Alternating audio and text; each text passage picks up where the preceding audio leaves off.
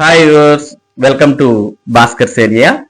ఈ రోజు ఉన్నటువంటి విద్య మరియు ఉద్యోగ సంబంధిత సమాచారంలోకి వెళ్తే, ఆంధ్రప్రదేశ్ రాష్ట్రంలో నిన్న అంటే జూలై 22వ తేదీ నుంచి తల్లికి వందనంకు సంబంధించిన నగదు అనేది మరి తల్లుల ఖాతాలో జమ అవుతోంది.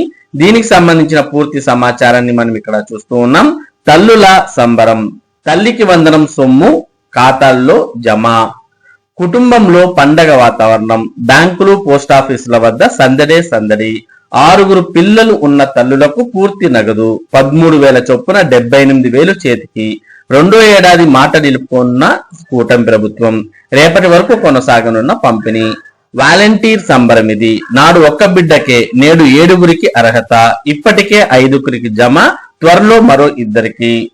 పల్నాడు జిల్లా వెల్దుర్తి మండలం పాపిరెడ్డి కుంట తాండాకు చెందిన స్వామినాయక్ కుటుంబంలో 5 బుధవారం తల్లికి వందనం నగదు జమైంది. స్వామినాయక్ 7 సంతానం. గతేడాది ఇదే కుటుంబంలో 6 తల్లికి వందనం నగదు జమ కాగా, ప్రస్తుతం మరి 5 నగదు జమైంది. పెద్ద కుమార్తె రూపాబాయి 10వ తరగతి పూర్తి చేసుకుని ఇంటర్మీడియట్ మొదటి సంవత్సరంలో చేరింది.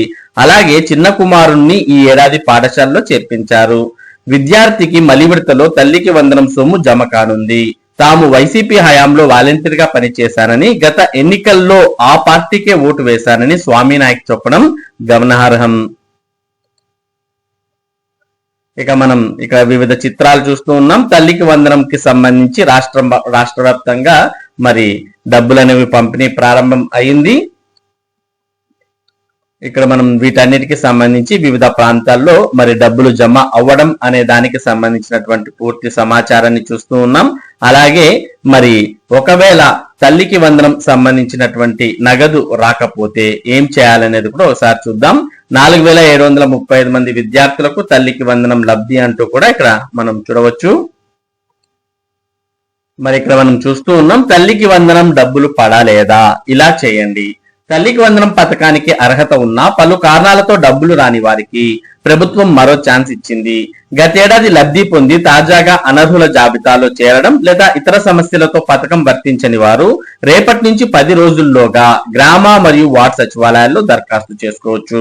వెల్ఫేర్ అసిస్టెంట్ ద్వారా గ్రీవెన్స్ మాడ్యూల్లో రిక్వెస్ట్ పెట్టాలి. విద్యుత్ బిల్లులు సహా ఇతర లోపాలతో లబ్ధి పొందని వారు అప్లై చేసుకోవచ్చు.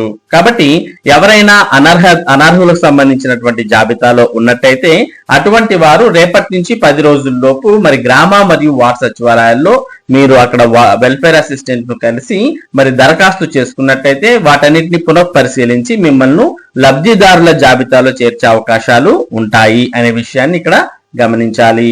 మరి మీకు నగదు అనేది వచ్చిందా లేదా అనేది మీ యొక్క బ్యాంక్ ఖాతాను చెక్ చేసుకొని మీరు కన్ఫర్మ్ చేసుకోవచ్చు. అలాగే పాఠశాల విద్యాశాఖ ప్రవేశపెట్టినటువంటి లీప్ యాప్ అనేది తల్లిదండ్రులు డౌన్లోడ్ చేసుకుని అందులో లాగిన్ అయినా కూడా మరి తల్లికి వందనంకి ఎలిజిబులా ఇనెలిజిబులా అనే సమాచారం కూడా మీకు తెలుస్తుంది. ఇక మరోపక్క ఉపాధ్యాయ సంఘాలతో మరి ప్రభుత్వం చర్చలు జరుపుతోంది. దానికి సంబంధించిన సమాచారాన్ని మనం ఇక్కడ చూస్తూ ఉన్నాం. పరిష్కార బాధ్యత మాదే, ఉద్యోగుల సమస్యలపై ప్రభుత్వం హామీ. 21 సంఘాలతో 5 గంటలు చర్చలు. పిఆర్సి, ఐఆర్, డిఏలు పెండింగ్ బిల్లులపై సీఎం దృష్టికి వెల్లడించిన ఆర్థిక శాఖ మంత్రి పయ్యావుల కేశవ్. రాష్ట్ర ప్రభుత్వ ఉద్యోగుల సమస్యలను సాధ్యమైనంత వరకు పరిష్కరించేందుకు ప్రభుత్వం అన్ని విధాలా కృషి చేస్తుందని ఆర్థిక శాఖ మంత్రి పయ్యావుల కేశవ్ హామీ ఇచ్చారు. వేతన సవరణ కమిషన్, పిఆర్సి ఏర్పాటు, మధ్యంతర వృత్తి, ఐఆర్ ప్రకటన, పెండింగ్ డిఏల విడుదల, బిల్లుల చెల్లింపులు, పదవి విరమణ ప్రయోజనాలు తదితర అంశాలపై ఉద్యోగ సంఘాల ప్రతినిధులతో బుధవారం సచివాలయంలో దాదాపు 5 గంటల పాటు విస్తృతంగా చర్చించారు.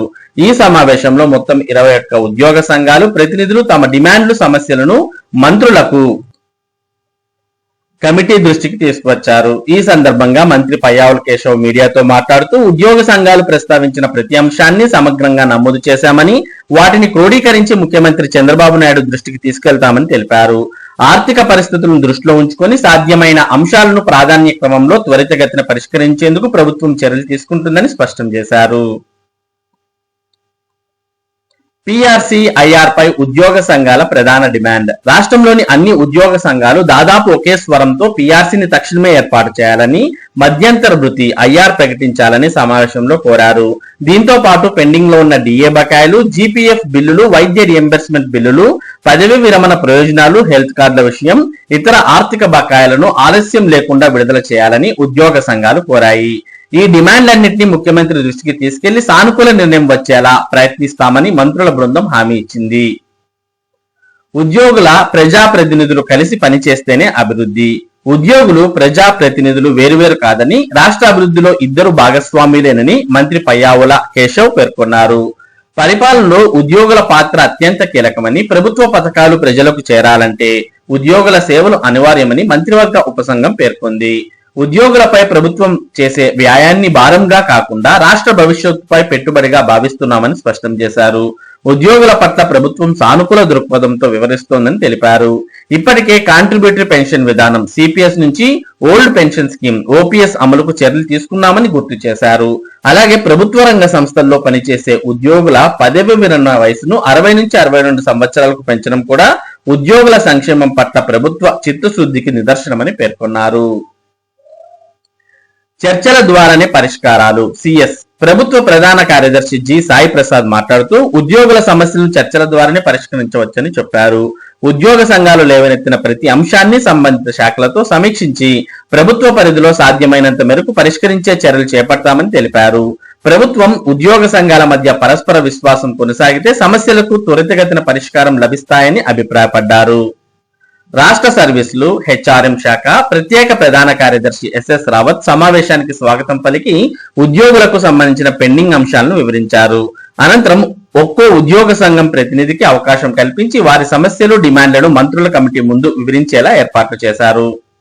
సమావేశంలో వైద్య ఆరోగ్య శాఖ మంత్రి సత్యకుమార్ యాదవ్, రెవెన్యూ మంత్రి అనగాని సత్యప్రసాద్ ప్రత్యక్షంగా పాల్గొన్నారు. కాగా పౌర సరఫరాల శాఖ మంత్రి నాదెండ్ల మనోహర్ వర్చువల్ విధానంలో హాజరయ్యారు. ప్రత్యేక ప్రధాన కార్యదర్శి శశిభూషణ్ కుమార్, ఎంటి కృష్ణబాబు, ముఖ్య కార్యదర్శి ఎస్ సురేష్ కుమార్, కార్యదర్శులు వార్డేపు వినయ్ చంద్, వీర్య పాండ్యన్ తదితర ఉన్నతాధికారులు కూడా సమావేశంలో పాల్గొని ఉద్యోగ సంఘాల ప్రతినిధులతో అభిప్రాయాలు పంచుకున్నారు. ఈ సమావేశంలో వివిధ సంఘాల నేతలు పాల్గొన్నారు. సుమారు 5 గంటల పాటు సాగిన ఈ సమావేశం అనంతరం ఉద్యోగ సంఘాలు తమ ప్రధాన డిమాండ్లపై ప్రభుత్వం త్వరలో స్పష్టమైన నిర్ణయం ప్రకటించాలని ఆశాభావం వ్యక్తం చేశారు.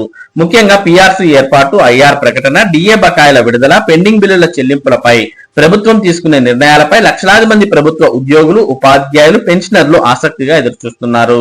సమావేశంలో ఇచ్చిన హామీలను కార్యరూపంలోకి తీసుకొస్తే ప్రభుత్వం, ఉద్యోగ సంఘాల మధ్య నెలకొన్న ప్రతిష్టంభనకు తెరపడే అవకాశం ఉందని అభిప్రాయం వ్యక్తమవుతోంది. అప్పుల భారం నుంచి రాష్ట్రాన్ని గట్టెక్కించడమే లక్ష్యం. గత ప్రభుత్వ పాలనలో రాష్ట్రంపై భారీ అప్పుల భారం పడిందని, ఆ పరిస్థితి నుంచి రాష్ట్రాన్ని బయటకు తీసుకురావడానికి ముఖ్యమంత్రి చంద్రబాబు నాయుడు నిరంతరం కృషి చేస్తున్నారని మంత్రి తెలిపారు. ఇందుకు కేంద్ర ప్రభుత్వం కూడా అవసరమైన సహకారం అందిస్తోందని అన్నారు. ప్రస్తుతం దేశవ్యాప్తంగా వస్తున్న పెట్టుబడుల్లో సుమారు 25% ఆంధ్రప్రదేశ్ కు రావడం రాష్ట్రంపై పెట్టుబడిదారుల విశ్వాసానికి నిదర్శనమని పేర్కొన్నారు. రాష్ట్ర ఆర్థిక పరిస్థితి క్రమంగా మెరుగుపడుతోందని, ఈ నేపథ్యంలో ఉద్యోగుల సమస్యల పరిష్కారం పైన ప్రభుత్వం దృష్టి సారించిందని అన్నారు. మరి ప్రభుత్వం ఐఆర్, పిఆర్సీ ఉద్యోగ సమస్యలపై దృష్టి సారించింది. త్వరలోనే సానుకూల నిర్ణయం వచ్చే అవకాశాలు కనిపిస్తున్నాయి. మరి ఇవి ఈ రోజు ఉన్నటువంటి ముఖ్యమైన విద్య మరియు ఉద్యోగ సంబంధిత సమాచారం. ఇటువంటి ముఖ్యమైన సమాచారాన్ని భాస్కర్స్ ఏరియా మీకు అందిస్తూ ఉంటుంది. మరి ఈ సమాచారం మీరు మిస్ కాకుండా పొందడానికి మన భాస్కర్స్ ఏరియా యూట్యూబ్ ఛానల్ కు సబ్స్క్రైబ్ అవ్వండి. అలాగే ఈ వీడియోని లైక్ చేసి షేర్ చేయండి. Thank you for watching this video.